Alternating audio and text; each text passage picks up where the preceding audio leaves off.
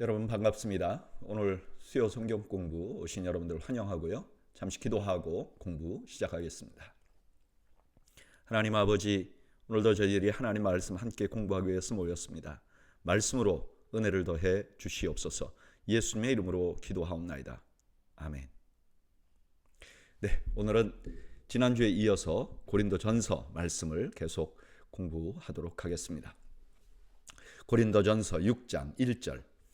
너희 중에 누가 다른 이와 더불어 다툼이 있는데 구태여 불의한 자들 앞에서 고발하고 성도 앞에서 하지 아니하느냐. 이제 아마 고린도 교회 고린도 전서를 쓴 이유는 고린도 교회에 어떤 문제들이 와서 그렇잖아요. 어떤 문제에 대한 소식을 듣고 그에 대한 대답을 하는 거예요. 근데 그 문제 중에 하나가 뭐냐면은 고린도 교회 성도들이 서로 다툼이 생겼던 것 같아요. 근데 다툼이 생겼는데 그걸 그냥 그 안에서 해결 못하고 세상의 법정으로 가져간 것 같아요. 그거에 대해서 말씀하십니다. 여기 불의한 자라는 말은 진짜 의롭지 않은 사람 이런 뜻이 아니고 이제 성도와 반대되는, 그러니까 믿지 않는 사람들을 의미하는 것이라고 우리가 볼 수 있습니다. 2절, 성도가 세상을 판단할 것을 너희가 알지 못하느냐. 세상도 너희에게 판단을 받거든 지극히 작은 일 판단하기를 감당하지 못하겠느냐. 우리가 천사를 판단할 것을 너희가 알지 못하느냐. 그러하거든 하물며 세상 일이랴. 이 예수님이 하신 말씀을 바탕으로 하신 것이죠. 마태복음 19장 28절에 보면 예수님께서 인자가 자기 영광의 보좌에 앉을 때 나를 따르는 너희도 12보좌에 앉아 12지파를 이스라엘 12지파를 심판하리라.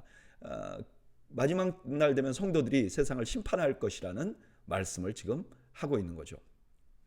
그러면서 나중에 너희들이 세상을 심판하는데 지금 교회 안에서 일어나는 일조차도 판단하지 못하느냐, 그렇게 말하는 거죠. 여기 우리가 천사를 판단한다는 것은 천사가 잘했느냐 못했느냐가 아니라 악한 천사와 선한 천사, 사탄과 천사를 구분하는 일에 참여할 것이다. 그 심판에 참여할 것이다 하는 의미죠. 4절. 그런즉 너희가 세상 사건이 있을 때에 교회에서 경히 여김을 받은 자들을 세우느냐? 내가 너희를 부끄럽게 하려 하여 이 말을 하노니 너희 가운데 그 형제간에 판단할 만한 지혜 있는 자가 이같이 하나도 없느냐. 여기 세상에 교회에서 경히 여김을 받는 사람은 초신자나 불신자를 의미하는 거죠. 지금 바울이 이렇게 말하는 거예요.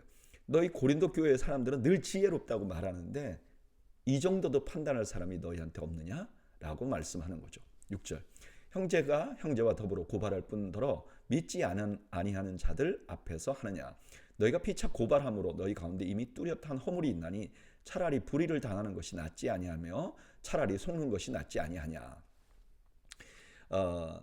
이제 교회 안에서 고발할 뿐만 아니라 세상에 나가서 고발하는 것을 보면서 뭐라 그러냐면은 너희들이 고발한 것 자체가 너희들에게 큰 문제가 있다는 걸 드러내는 거 아니냐? 그리고 피해자에게 뭐라 그러냐면 차라리 그냥 억울한 게 낫다, 이렇게 말하는 거죠. 8절.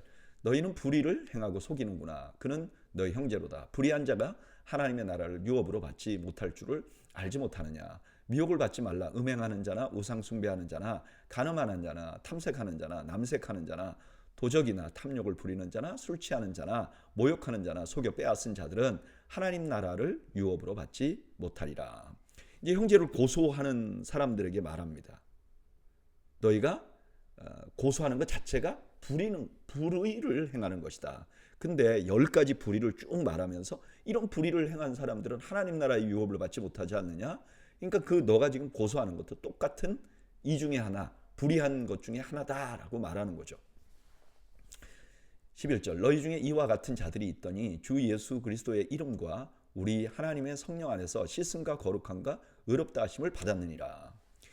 고린도 교회 성도들이 과거에 이런 일을 행했어요. 근데 지금은 거룩해졌잖아요.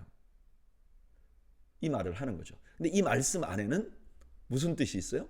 그런데 너희가 이렇게 거룩함을 받았는데 과거에 또 했던 것 같은, 과거에 너희가 잘못한 거에 했던 것 같은 그런 똑같은 불의를 지금 다시 하는 게 맞느냐, 이렇게 말씀하고 있는 거죠. 오늘 본문에서는 고린도 교회 안에 있는 또 다른 문제를 다뤄요. 그런 성도 간의 문제를 세상 법정에 가지고 가는 거예요. 근데 여러분, 안타깝게도 이런 일을 요즘 너무 많이 일어납니다. 그리고 어떤 때는 교회들이요, 우리가 세상 법정에서 이겼습니다, 우리가 법정에서 판단받기를 우리가 이긴 것으로 판단받았습니다, 그러고 자랑스럽게 말해요. 근데 성경은 아주 단호하게 말합니다. 그 자체가 이미 불의한 것이다. 서로 고발하고 고소하는 것 자체가 불의한 것이다. 여기에는 누구도 이긴 자가 없다. 왜냐하면 그렇게 형제를 고소하는 것 자체가 거룩함을 받은 성도가 할 일이 아니기 때문입니다.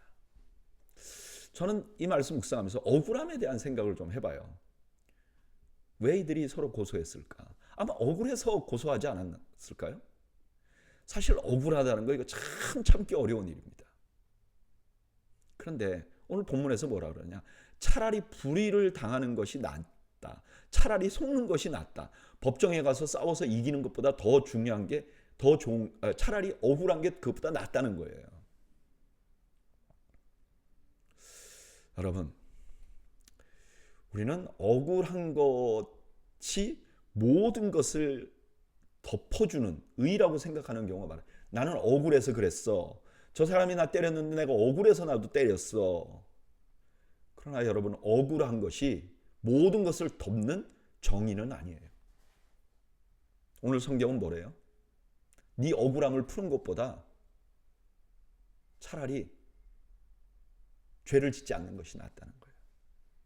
차라리 죄를 지면서 이기는 것보다 그냥 억울한 게 낫다는 거예요. 저는 우리가 억울한 것보다 주님의 뜻을 어기는 것을 더 두려워할 수 있는 그런 저와 여러분들이 되시기를 바랍니다. 12절, 모든 것이 내게 가하나 다 유익한 것이 아니요 모든 것이 내게 가하나 내가 무엇이든지 얽매이지 아니하리라. 이제 12절부터 20절까지는 성적인 문제에 관해서 다시 말해요. 여기 모든 것이 가하다는 것은 고린도 교회 안에 일부 사람들이 주장하는 거예요. 우리가 우리의 공로로 구원받은 게 아니라 은혜로 구원받았잖아요. 그러니까 우리는 아무 일이나 해도 돼, 아무렇게나 행해도 돼, 음행하는 자들이 이렇게 말하고 그냥 음행한 거죠. 근데 뭐라 그러냐, 바울은 그 자유가 자기에게 유익이 안 될 때도 있고 또 그 자유가 다른 것에 내가 얽매이게 만들 수도 있는 거잖아요. 중독 같은 거. 그러면 문제가 된다, 이렇게 말하는 거죠. 13절, 음식은 배를 위하여 있고 배는 음식을 위하여 있으나 하나님은 이것저것을 다 패하시리라. 몸은 음란을 위하여 있지 않고 오직 주를 위하여 있으며 주는 몸을 위하여 계시느니라. 하나님이 주를 다시 살리셨고 또한 그의 권능으로 우리를 다시 살리시리라. 고린도 교회 안에는 이제 헬라적인 그런 생각이 많이 들어가 있어요. 헬라적인 생각이라는 건 뭐냐면 이런 거예요. 영은 깨끗한데 육체라는 건 이건 다 악한 것이야. 그래서 그 고린도 교회 사람들이 이렇게 말하는 거죠. 음식은 배를 위하여 있고 배는 음식을 위하여 있지만 이거 다 아무것도 아니다. 몸이라는 건 아무것도 아니다. 이렇게 주장하는 사람들이 있는 거예요. 근데 바울은 이렇게 말해요. 아니야. 우리 몸도 주를 위하여 있어. 왜냐하면 하나님이 우리 주님을 살리셨고 또 그 주님의 권능으로 우리를 살렸잖아. 하나님이 예수님을 살리신 것은 영을 살린 게 아니라 육체를 살리셨잖아. 그러니까 우리도, 우리 육체도 그만큼 가치 있는 것이야 라고 말씀을 하고 있는 거죠. 너희 몸이 그리스도의 지체인 줄 알지 못하느냐? 내가 그리스도의 지체를 가지고 창녀의 지체를 만들겠느냐? 결코 그럴 수 없느니라. 창녀와 합하는 자는 그와 한 몸인 줄을 알지 못하느냐? 일러스되 둘이 한 육체가 된다 하셨나니. 이제 앞에서 원리적인 얘기한 것을 15절에 그대로 가지고 와요. 우리 몸이 그러니까 그리스도의 지체야. 그리스도의 몸이 되었어. 그런데 우리 몸을 창녀의 지체로 만들어서 되겠느냐? 그러면서 16절에 창조 원리를 말하는 거죠. 부부가 결혼하면 한 몸이 되잖아요. 근데 창녀와 합하면 한 몸이 된다는 거예요. 둘이 한 육체가 돼버리는 거예요. 그러니까 창기와 몸을 합하면 그 자신도 창기의 것이 되고 창기의 몸이 된다는 거예요. 17절, 주와 합하는 자는 한 영이라 음행을 피하라. 사람이 범하는 죄마다 몸 밖에 있거니와 음행하는 자는 자기 몸에 죄를 범하느니라. 창기와 연합하면 창기의 몸이 되잖아요. 그런데 반면에 주님과 연합하면 우리는 주님과 한 영이에요. 그러니까 우리는 음행을 피해야 돼요. 우리 몸에다가 그리스도의 것인 우리 몸에다가 죄를 지면 안 된다는 거예요. 그러니까 우리가 영으로 구원받았으니까 마음대로 해도 된다. 우리 몸은 육체는 그냥 아무렇게나 살아도 된다. 이 말 틀렸다는 거예요. 19절 너희 몸은 너희가 하나님께로부터 받은 바 너희 가운데 계신 성령의 전인 줄 알지 못하느냐? 너희는 너희 자신의 것이 아니라 값으로 산 것이 되었으니 그런즉 너희 몸으로 하나님께 영광을 돌리라. 성령이 우리 안에 있잖아요. 옛날에 구약시대 때 성령이 안에 있는 건물을 성전이라고 했단 말이에요. 거룩한 전. 근데 우리 안에 성령이 있으니까 우리도 성령의 전이라는 거예요. 우리가 성전이라는 거예요. 더군다나 우리는 하나님이 우리를 샀어요. 내 것이 아니에요. 이제 하나님 것이에요. 그러니까 하나님을 위해서 영광을 돌리도록 우리 몸을 사용해야 된다고 말씀하는 거죠. 오늘 본문은 고린도 교회 안에 있는 음행에 관해서 말씀해요. 역사적으로 보면 고린도 교회 자체가 굉장히 성적으로 타락한 도시였다고 말해요. 그래서 이제 교회 안에서도 이렇게 생각하는 사람들이 있는 거예요. 세상을 보니까 다 그렇게 살아. 그러니까 그냥 우리도 그렇게 살아도 돼. 이건 뭐 죄도 아니야. 이건 뭐 우리가 누구를 때렸어? 뭐 누구 것을 훔쳤어? 이렇게 생각하는 사람들이 있는 거죠. 근데 이렇게 생각하는 사람들에게 두 가지 아주 중요한 원리를 말씀해 줘요. 첫째는 뭐죠? 우리 몸은 성전이라는 거예요. 헬라 사람들처럼 몸은 아무것도 아니야. 그게 아니라는 거예요. 우리 자신은 성령이 안에 계셔서 우리 자신이 너무 귀중한 존재라는 걸 잊지 말라는 거예요. 그래 거룩해야 된다는 거예요. 그리고 음행은 음행하는 대상과 하나가 되는 것입니다. 이런 바울의 말씀은 오늘날 우리에게 너무 필요한 말씀이죠. 우리가 사는 사회는요, 고린도 지역보다 더 열악해요. 둘이 합의가 된 것이라면 성적인 것을 범죄로 보지 않는 것이 굉장히 오래됐어요. 성경이 말하는 대로 설교하면요, 사람들이 그 고루하다고 요즘 그렇게 누가 생각하냐고. 네, 여러분, 이 말씀에서 말씀하신 두 가지 원리는요, 시대에 따라 변하는 게 아니에요. 우리는 그리스도께서 사신 거예요. 그래서 우리 몸은 우리의 것이 아니에요. 하나님의 것이에요. 하나님의 영광을 돌리기 위해 살아야 돼요. 그리고 성적인 범죄는 그 사람과 내가 하나가 되는 거예요. 저는 이런 말씀을 보면서 오늘 우리가 우리의 가정과 다음 세대가 이룰 가정들을 위해서 좀 기도해야 될 것 같아요. 이렇게 악한 세상에 우리가 해야 할 일은 거룩한 가정들이 계속 일어나. 그렇게 해야만 하는 거죠. 특별히 우리 그리스도인들은 거룩한 가정을 이루기 위해서 애를 써야 하는 거죠. 저는 우리가 세상의 풍속도에 따라가지 않기를 바랍니다. 이건 유행과는 다른 거예요. 이건 원리를 깨는 것임을 우리가 잊지 말아야 할 것입니다. 이제는 7장에서는 바로 앞에는 성적으로 방종하는 것에 대해서 다뤘잖아요. 이번에는 이제 가정 안에서 일어나는 성관계에 관해서 이제 다루어요. 그러니까 지금 극단적인 사람들이죠. 한쪽 6장 마지막 부분에 있는 사람들은 우린 몸은 아무것도 아니야. 그러니까 아무렇게나 해도 돼라고 생각하는 사람이 있는가 하면 또 다른 사람들은 어떤 사람들이 있냐면은 우리는 구원받았어. 그러니까 우리는 뭐 육체 관계 이런 건 이제 안 하는 게 좋아. 금욕하는 게 좋아. 이런 사람들이 생겨난 거죠. 그런 사람들에게 이제 바울이 답을 주는 거죠. 1절. 너희가 쓴 문제에 대하여 말하면 남자가 여자를 가까이 아니함이 좋으나 음행을 피하기 위하여 남자마다 자기 아내를 두고 여자마다 자기 남편을 두라. 고린도 교회 일부 교인들이 그렇게 생각하는 거죠. 이제 우린 구원받았고 우린 거룩한 성전이 됐으니까 성관계 같은 건 하지 않는 게 좋아. 그런데 바울은 뭐라 그래요? 너희들 그 전에 음행한 게 왜 그래? 그렇게 음행하면 완전히 망가지는 거야. 그러지 않기 위해서 남자가 아내를 두고 여자가 남편을 두는 것이 중요해. 이렇게 말씀하는 거죠. 3절. 남편은 그 아내에 대한 의무를 다하고 아내도 그 남편에게 그렇게 하라. 아내는 자기 몸을 주장하지 못하고 오직 그 남편이 하며 남편도 그와 같이 자기 몸을 주장하지 못하고 오직 그 아내가 하나니. 부부가 하는 성적인 관계에 대해서 말하는 거예요. 서로 의무를 다하라는 거예요. 근데 여기 되게 중요한 부분이 하나 있어요. 여기 보면 아내는 자기 몸을 주장하지 못하고 오직 그 남편이 한다. 이거는 뭐 그때나 아니면 뭐 한국의 예전에 뭐 조선시대나 다 그럴 수 있다고 생각해요. 근데 그 다음에 말이 뭐예요? 남편도 그와 같이 자기 몸을 주장하지 못하고 오직 그 아내가 한다. 그러니까 남자와 여자가 성적으로 동등하다 하는 것을 말하는 거죠. 5절 서로 분방하지 말라. 다만 기도할 틈을 얻기 위하여 합의상 얼마 동안은 하되 다시 아파라. 이는 너희가 절제 못함으로 말미암아 사단이 너희를 시험하지 못하게 하려 함이라. 그러나 내가 이 말을 함은 허락이요 명령은 아니라. 이제 그런 그 풍속도가 있었던 것 같아요. 우리 기도해야 되니까 이제 각방 쓰자 이렇게 당분간. 근데 사도 바울은 뭐라 그러냐? 합의해서 얼마 동안만 해라.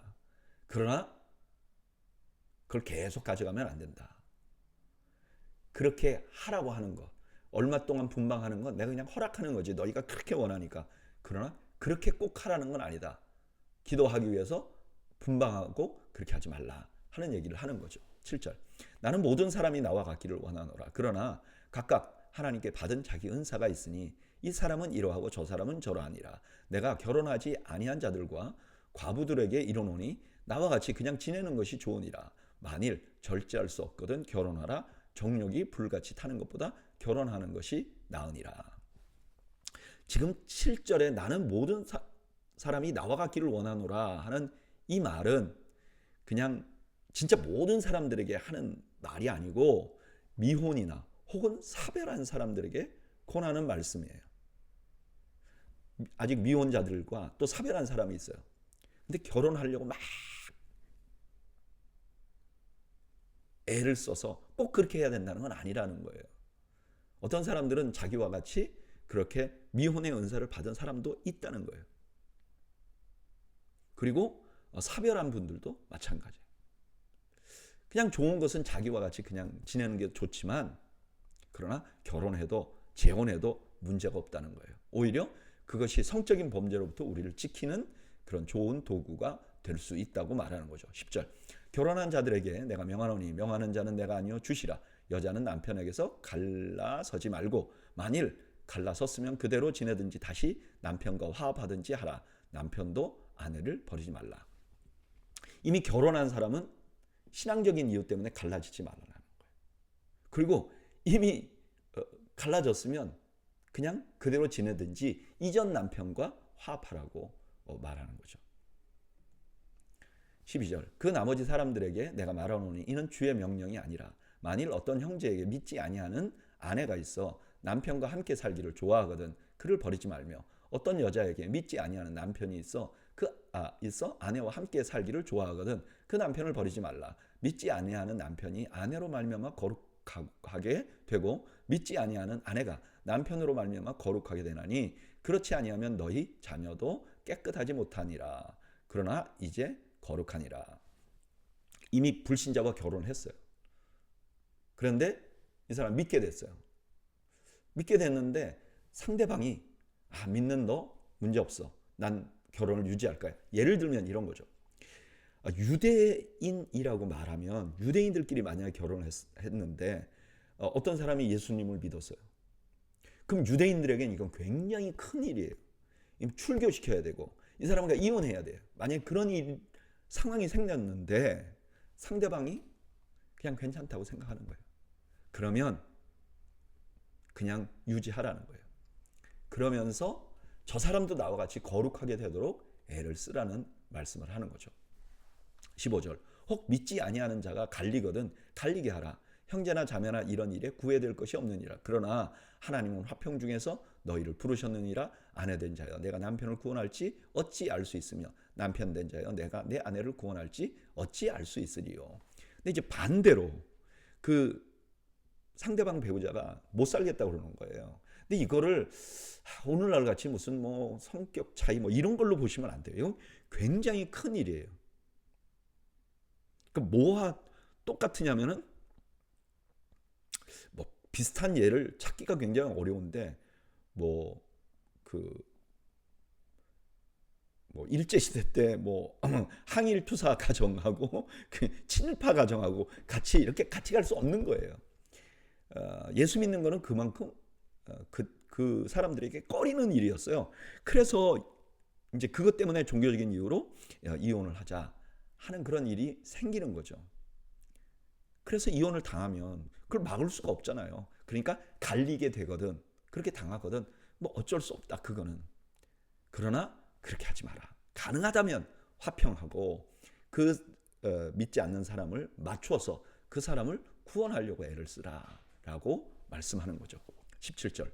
오직 주께서 각 사람에게 나눠주신 대로 하나님이 각 사람을 부르신 그대로 행하라. 내가 모든 교회에서 이와 같이 명하노라. 할례자로서 부르심을 받은 자가 있느냐? 무할례자가 되지 말며 무할례자로서 부르심을 받은 자가 있느냐? 할례를 받지 말라.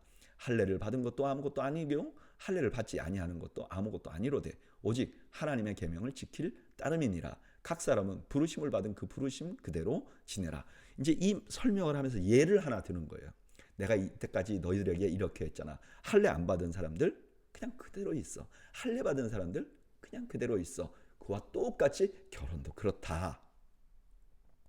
그렇게 말한 거죠. 그리고 그 설명을 하기 위해서 이번에는 종으로 불리움을 받은 사람을 가지고 와요.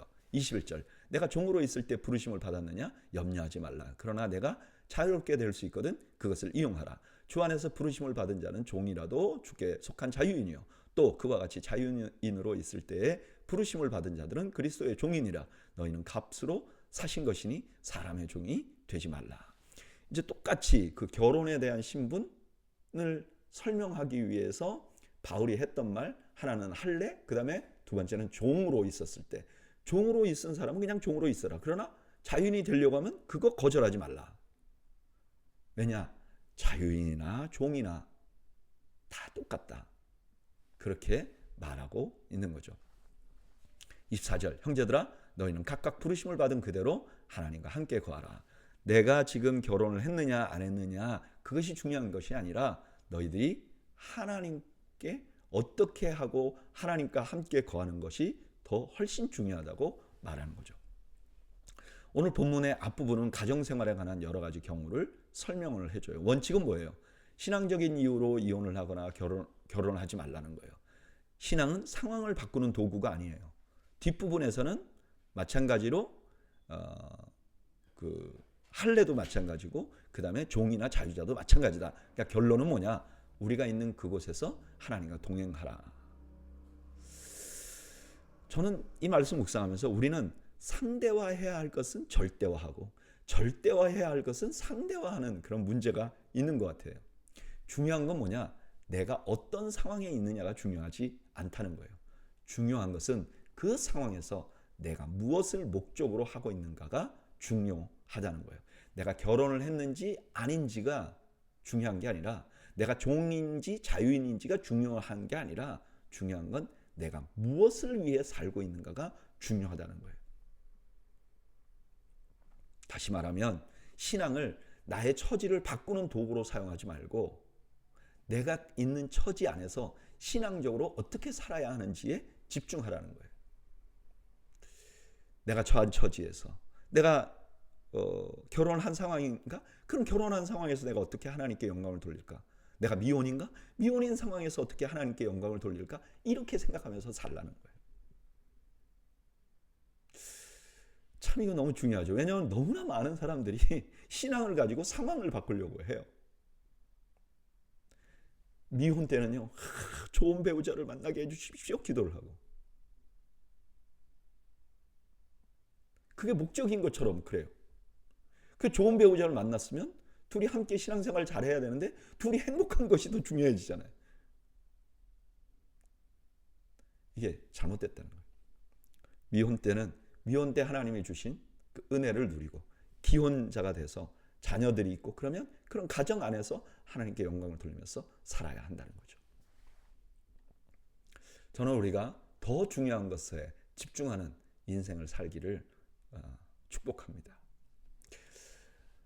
25절 처녀에 대하여는 내가 주께 받은 계명이 없을 때 주의 자비하심을 받아 충성스러운 자 된 내가 의견을 말하노니 내 생각에는 이것이 좋으니 곧 임박한 환난으로 말미암아 사람이 그냥 지내는 것이 좋으니라. 이번에는 처녀들에 대한 말씀을 나눠요. 아마 고린도 교회 누군가가 이제 질문을 한 것 같아요. 근데 바울이 뭐라 그러냐? 임박한 환난 때문에 그냥 사는 게 미혼으로 사는 게 좋다.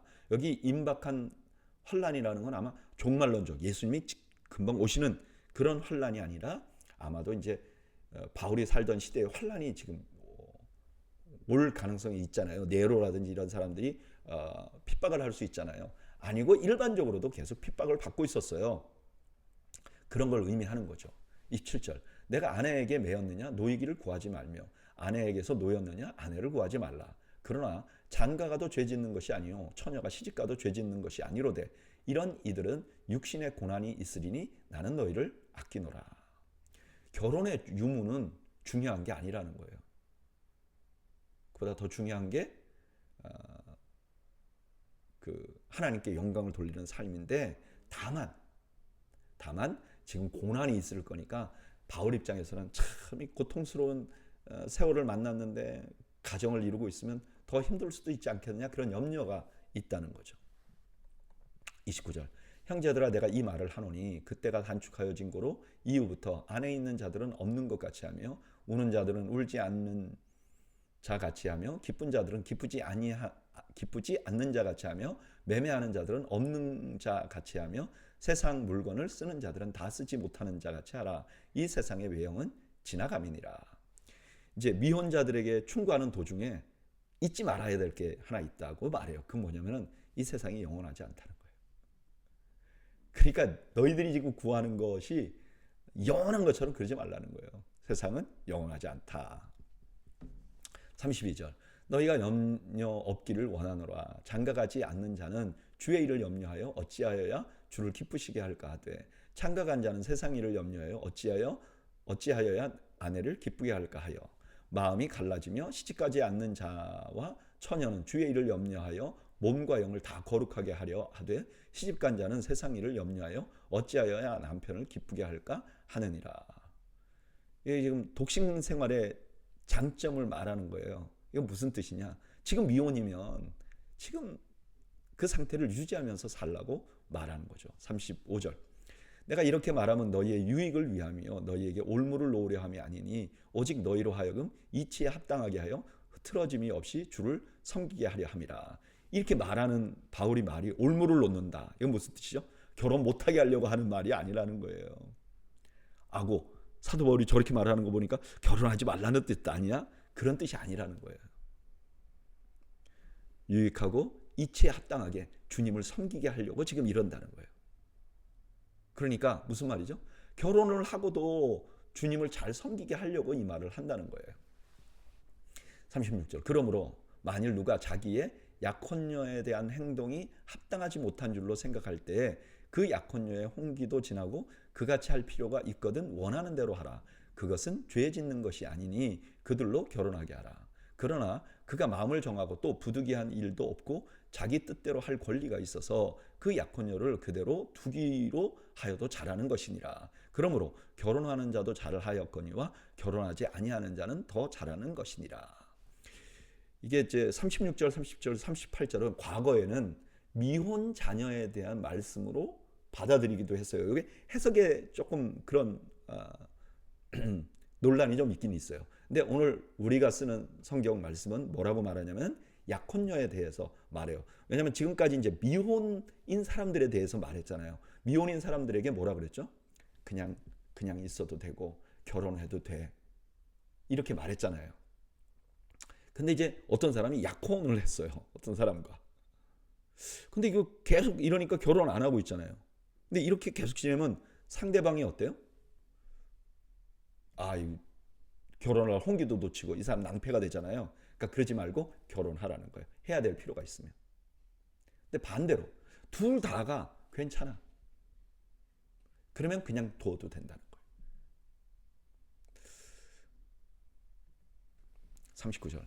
아내는 그 남편이 살아있는 동안에 매어 있다가 남편이 죽으면 자유로워 자기 뜻대로 시집갈 것이나 주 안에서만 할 것이니라. 그러나 내 뜻에는 그냥 지내는 것이 더욱 복이 있으리로다.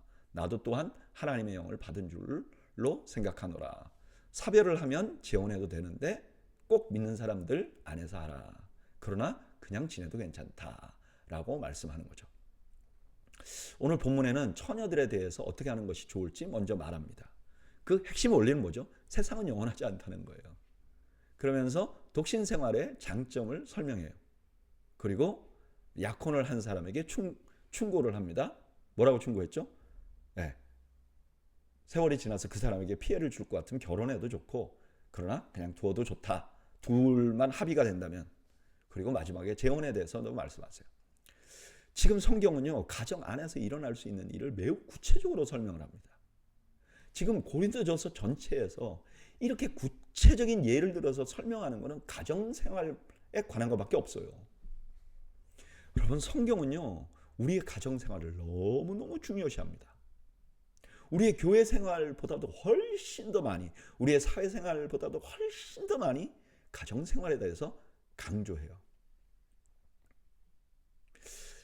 저는 이 말씀 묵상하면서 우리의 삶에서 가정생활이 너무너무 중요하다는 것을 우리가 모두 잊지 않아야 된다고 생각합니다.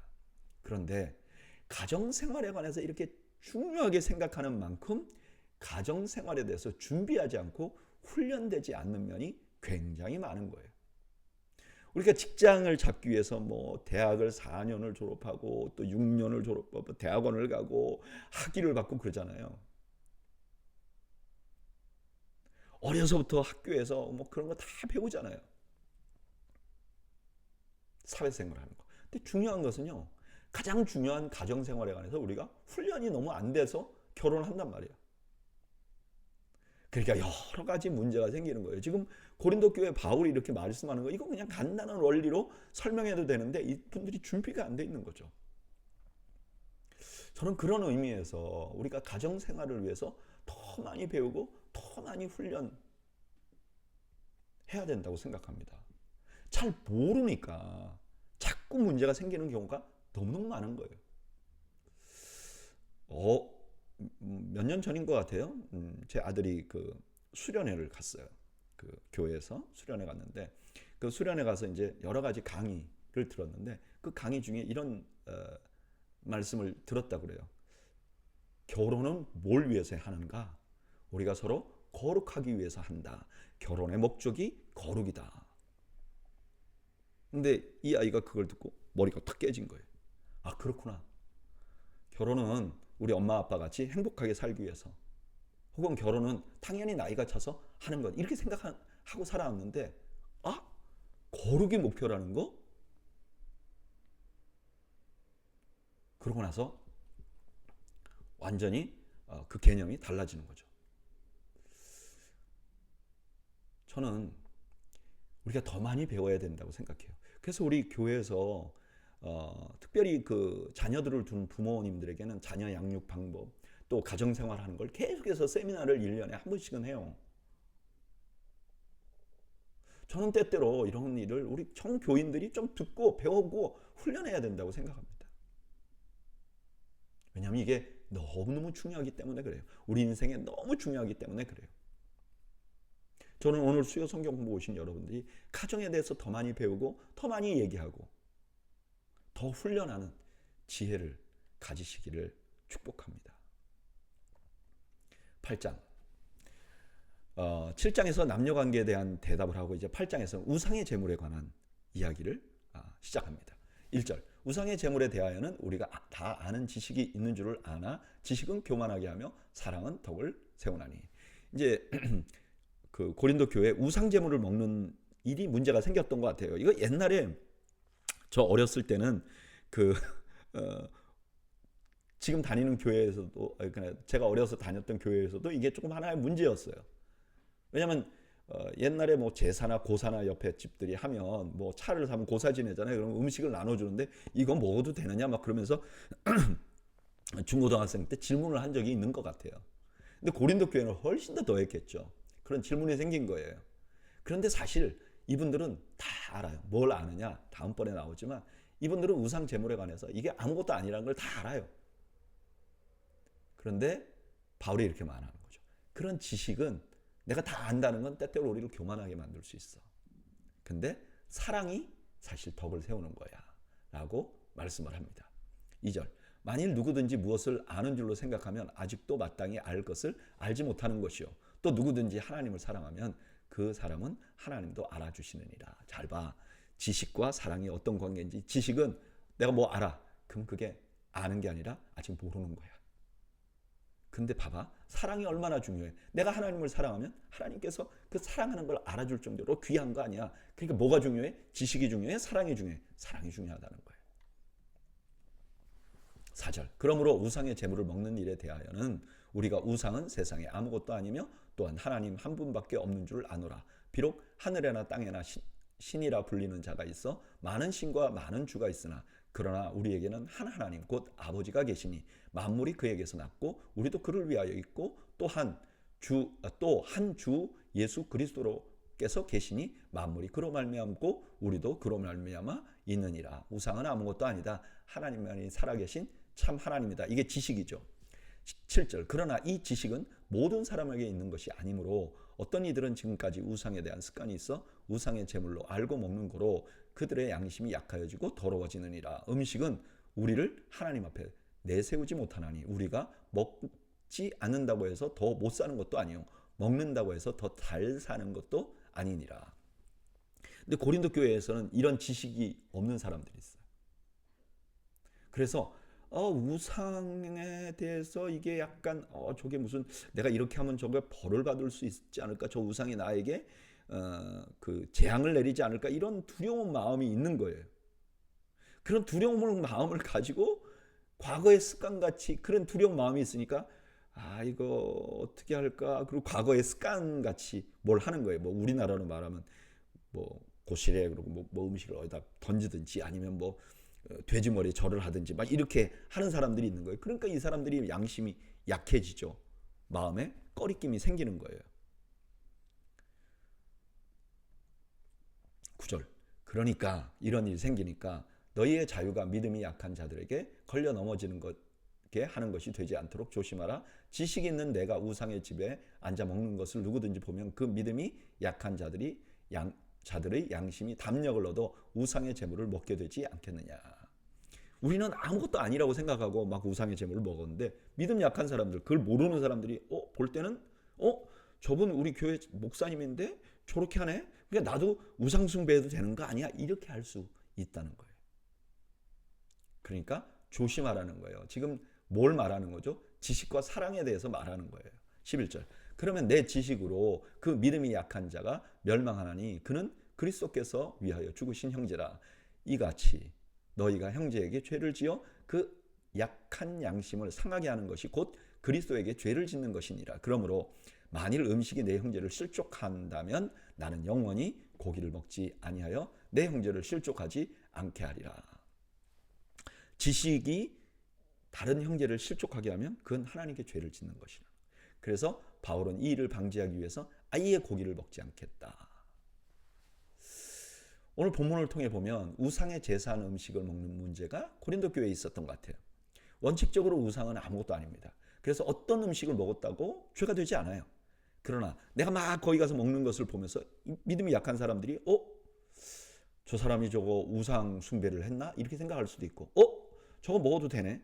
그러니까 나도 우상 숭배해도 되네? 라고 생각할 수 있다는 거예요. 그래서 그렇게 하지 말고 약한 사람들을 배려해야 된다는 거예요. 저는 이 말씀 묵상하면서 얼마 전에 있었던 일이 생각이 납니다.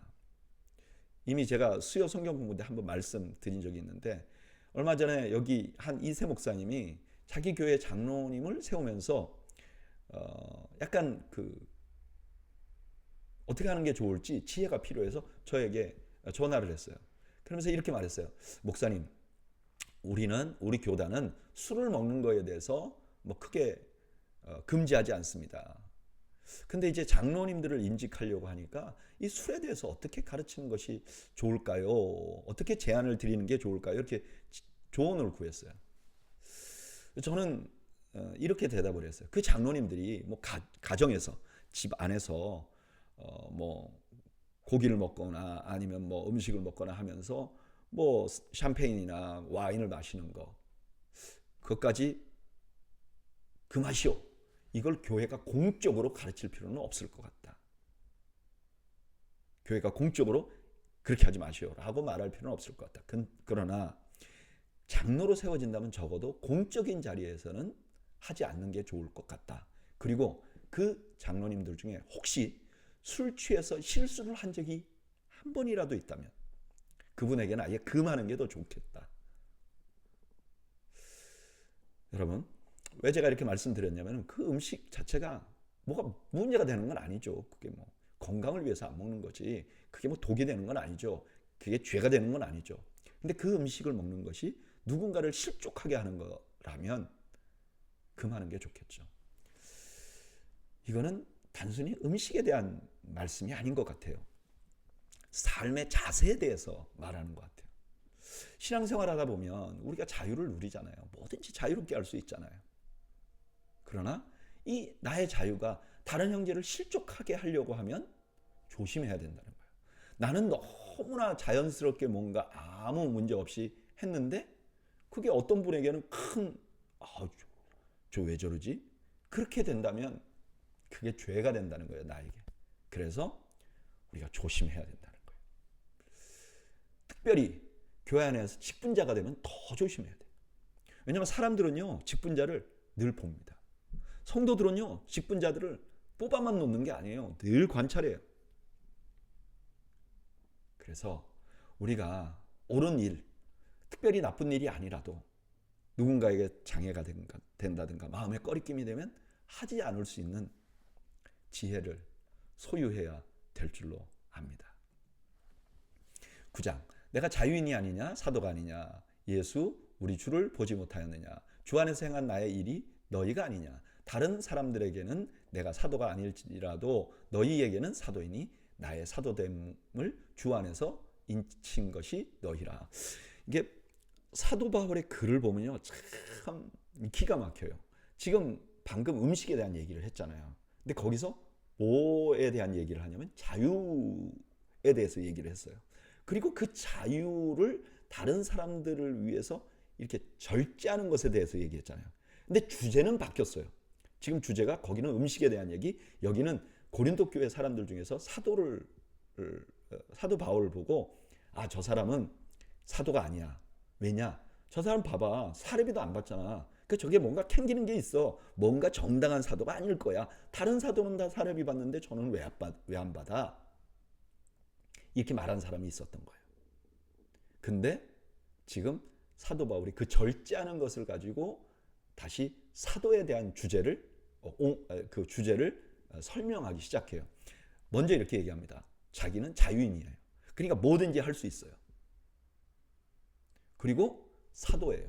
자기가 사도인 그 증거는 뭐냐? 예수님이 자기를 직접 만난 거. 그리고 특별히 고린도 교회 너희들은 나를 사도로 봐야지. 왜냐하면 내가 너희들에게 복음을 전했잖아요. 이렇게 말하는 거죠. 그리고 나서 이렇게 말해요. 나를 비판한 자들에게 변명할 것이 이것이니 우리가 먹고 마실 권리가 없겠느냐?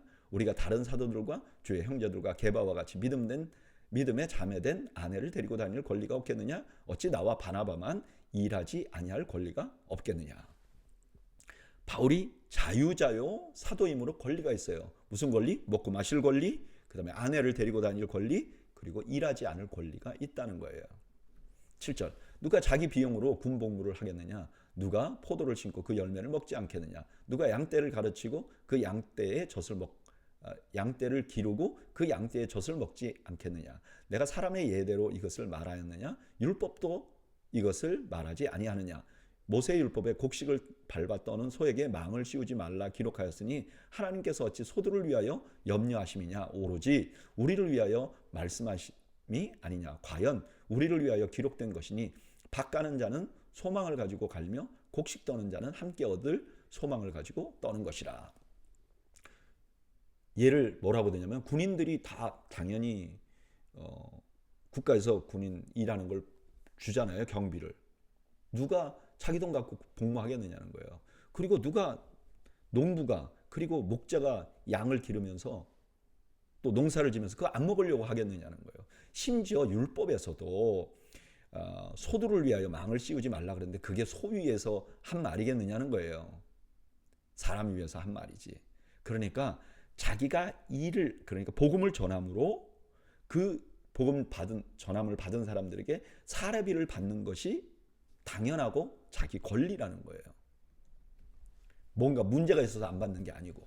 11절 우리가 너희에게 신령한 것을 뿌렸은즉 너희의 육적인 것을 거두기로 과하다 하겠느냐. 다른 이들도 너희에게 이런 권리를 가졌거든. 하물며 우리일까 보냐. 그러나 우리가 이 권리를 쓰지 아니하고 범사에 참는 것은 그리스도의 복음에 아무 장애가 없게 하려 함이로다.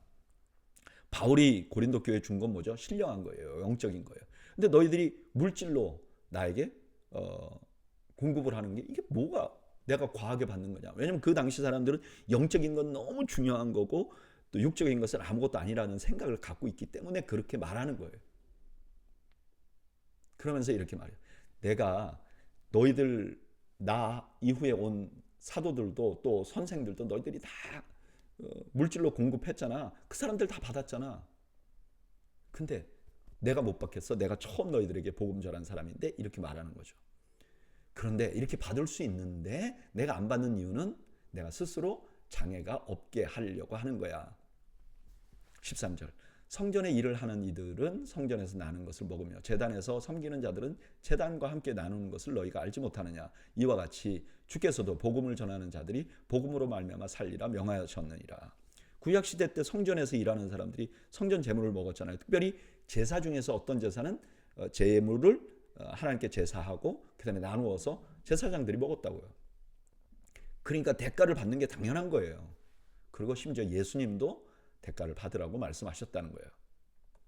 15절 그러나 내가 이것을 하나도 쓰지 아니하였고 또 이 말을 쓰는 것은 내게 이같이 하여 달라는 것이 아니라 내가 차라리 죽을지언정 누구든지 내 자랑하는 것을 헛된 대로 돌리지 못하게 하리라. 내가 복음을 전할지라도 자랑할 것이 없으면 내가 부득불 할림이라. 만일 복음을 전하지 아니하면 내게 화가 있을 것이로다. 자기가 왜 안 썼느냐? 자기가 당연한 권리인데 왜 안 썼느냐? 왜냐하면 이게 내가 부득불 할 일이었기 때문에 권리가 아니라 의무였기 때문에도 그렇다. 17절 내가 내 자유로 이것을 행하면 상을 얻으려니와 내가 자유로 아니한다 할지라도 나는 사명을 받았노라. 그런즉 내 상이 무엇이냐? 내가 복음을 전할 때 값없이 전하고 복음으로 말미암아 내게 있는 권리를 다 쓰지 아니하는 이것이로다. 내가 복음을 전하는 건 당연한 거야. 근데 내가 왜 절제했는 줄 알아? 내가 이렇게 함으로 하나님께 우리 주님께 내가 상을 받으려고 하는 거야. 내가 희생한 게 뭐냐? 복음을 전하는 건 희생한 게 아니야. 근데 내가 복음을 전할 때 내 권리를 다 누리지 않은 것이 희생한 것이야. 그래서 내가 하나님께 이런 상을 받게 될 것이야. 저는 어려서부터 이제 목회를 시작할 때부터 자비량으로 사역을 한번 하고 싶었어요. 근데 사실 자비량으로 사역하는 건 어렵잖아요. 어떤 직업이 있다든가 그래야만 할 수 있잖아요. 참 그거 간절히 원했는데 컴패션에서 사역할 동안 그런 경험을 했죠. 컴패션에서 사례를 받았으니까 참 너무 좋았어요. 왜 그렇게 생각했느냐? 이 말씀 때문에 그렇게 생각한 거죠. 19절 내가 모든 사람에게서 자유로우나 스스로 모든 사람에게 종이 된 것은 더 많은 사람을 얻고자 함이라. 유대인에게는 내가 유대인과 같이 된 것은 유대인을 얻고자 함이요 율법 아래에 있는 자들에게는 내가 율법 아래에 있지 아니하나 율법 아래에 있는 자 같이 된 것은 율법 아래에 있는 자들을 얻고자 함이요 율법 없는 자에게는 내가 하나님께는 율법 없는 자가 아니요 도리요 그리스도의 율법 아래에 있는 자이나 율법 없는 자와 같이 된 것은 율법 없는 자들을 얻고자 함이라. 자신이 그 권리를 포기한 이유는 뭐냐? 더 많은 사람들을 얻고자 합니다. 22절 약한 자들에게는 내가 약한 자와 같이 된 것은 약한 자를 얻고자 하며 내가 여러 사람에게 여러 모습이 된 것은 아무쪼록 몇 사람이라도 구원하고자 함이니 내가 복음을 위하여 모든 것을 행함은 복음에 참여하고자 함이라. 자 보세요. 바울이 이전에는 뭐에 대한 얘기를 했냐면 사례비를 받지 않는 것에 대해서 얘기를 했어요. 절제한 것, 자비량한 것. 그 똑같이 그 원리로 어땠느냐? 사람들을 대할 때도 자기 권리로, 자기 주장으로, 자기 중심으로 복음을 전하지 않았다는 거예요. 자기가 자기 권리를 내려놓고 자기 삶의 스타일을 내려놓고 그 사람에게 맞춰서 했다는 거. 이유는 뭐냐? 복음을 더 많이 전하기 위해서, 자기가 사례비를 안 받은 것도 복음을 더 많이 전하기 위해서 그렇게 한 것이고, 자기가 다른 사람들에게 맞춘 것도 복음을 더 전하기 위함이었다는 거예요. 오늘 본문에서 바울은 자신의 권리 포기에 대해서 말씀하십니다.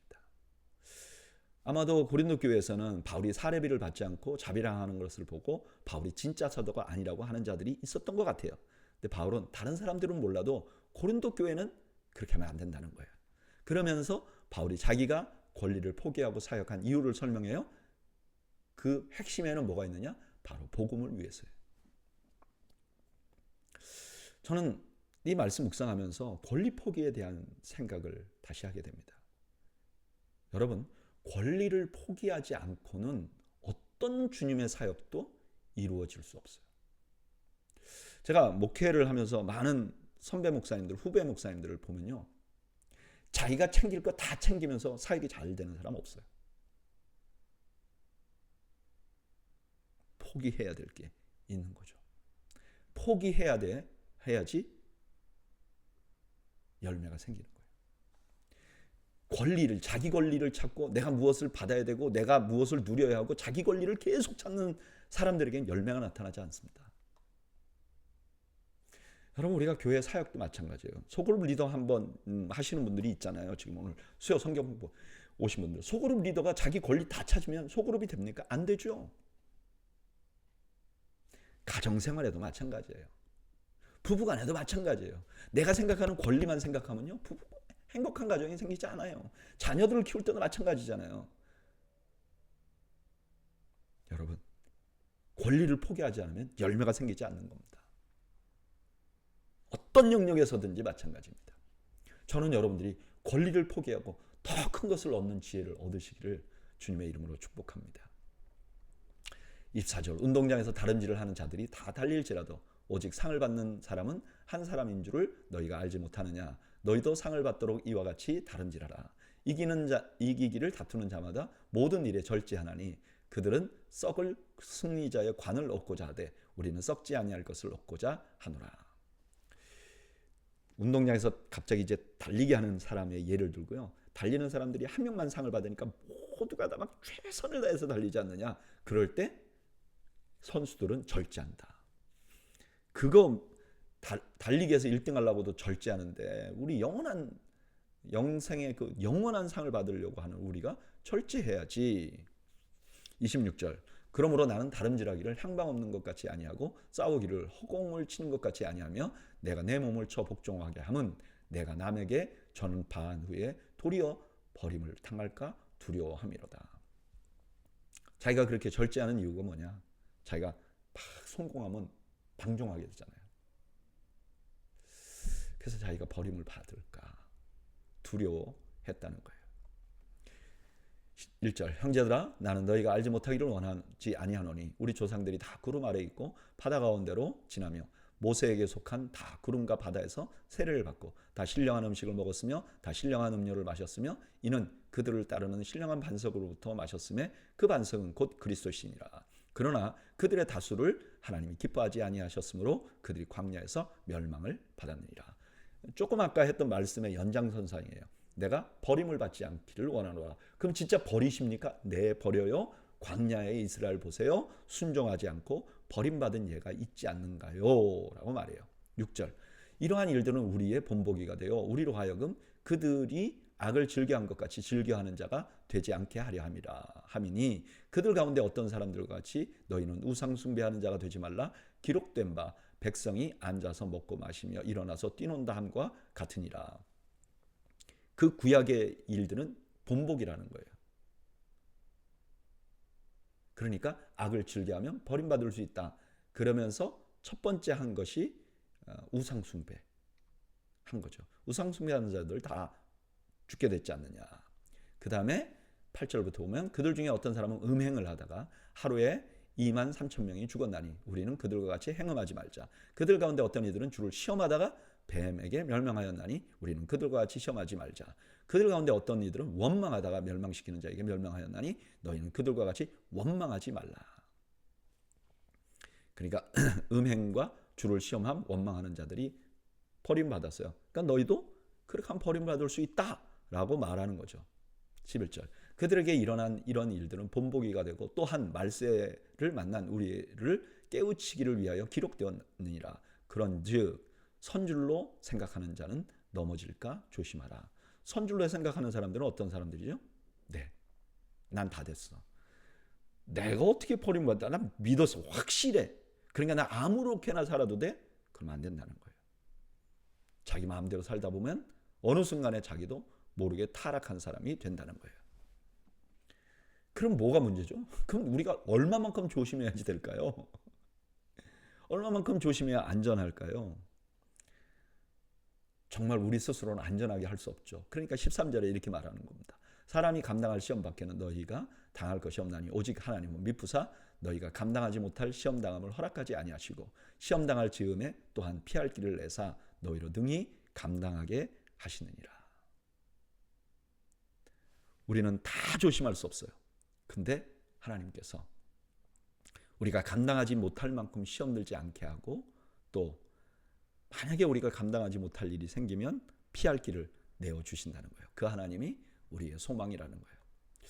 오늘 본문에서 바울은 자신이 권리를 제한하는 이유를 설명합니다. 첫 번째가 뭐였죠? 운동선수들 같이 절제해서 최선을 다해서 상을 받으려고. 둘째는 뭐예요? 열심히 한 후에 방종해서 버림받은 바 되지 않기 위해서.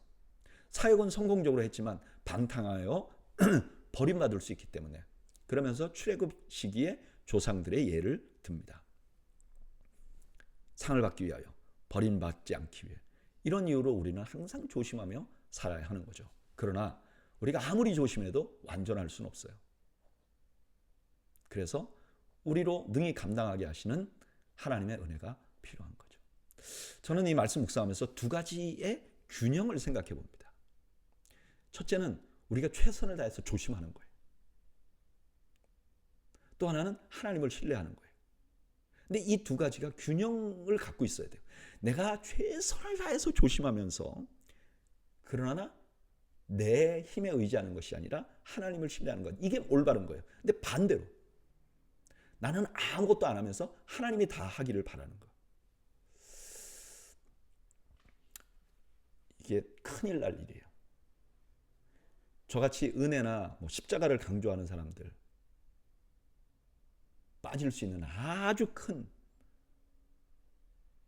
위험이에요. 다 하나님의 은혜니까 난 이대로 있어도 돼. 괜찮아. 나 게을러. 나 폭력을 써. 나 성적으로 마음대로 살아. 그래도 하나님의 은혜가 있잖아. 큰일 나는 거죠. 반대로 내가 막 조심하면서 하나님의 은혜를 의지하지 않는 거예요. 생각도 하지 않는 거예요. 그러면서 자신을 괴롭히고 막 그러는 거예요. 둘 다 안 된다는 거예요. 중요한 건 뭐냐? 항상 조심해야 돼요.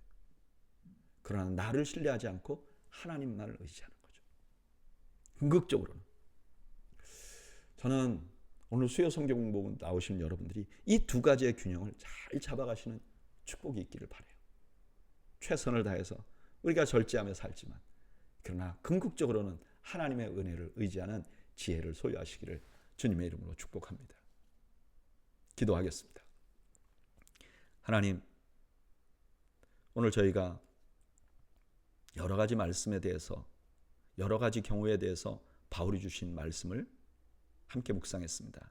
하나님, 우리가 최선을 다해야 하지만 궁극적으로는 하나님만을 의지하는 지혜를 소유하도록 주여 저희들에게 은혜를 베풀어 주시옵소서. 예수님의 이름으로 기도하옵나이다. 아멘.